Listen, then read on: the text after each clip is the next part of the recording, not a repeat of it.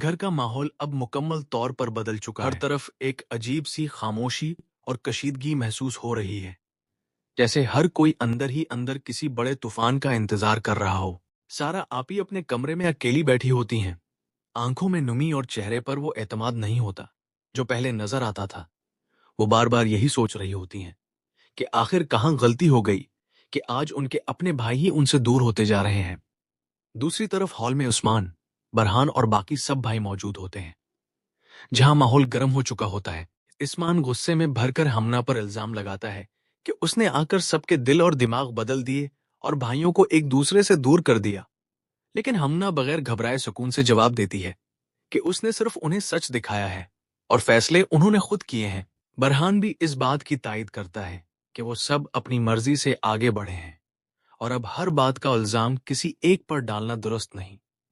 ये सुनकर उस्मान मजीद परेशान हो जाता है, क्योंकि अब उसे महसूस होता है कि हालात उसके हाथ से निकलते जा रहे हैं। इसी लम्हे सारा आपी वहां आ जाती हैं और पहली बार उनकी आवाज में नरमी और दर्द होता है। वो सबको रोकने की कोशिश करते हुए कहती हैं कि अगर आज ये घर बिखर गया तो फिर कभी नहीं जड़ सकेगा।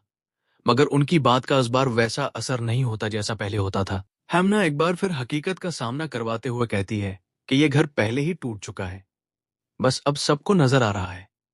ये बात सारा आपी के दिल पर गहरा असर डालती है और वो खामोश हो जाती हैं। अचानक दरवाजा जोर से खुलता है और वही प्रसरार औरत एक बार फिर घर में दाखिल होती है, लेकिन इस बार उसके हाथ में एक फाइल होती है।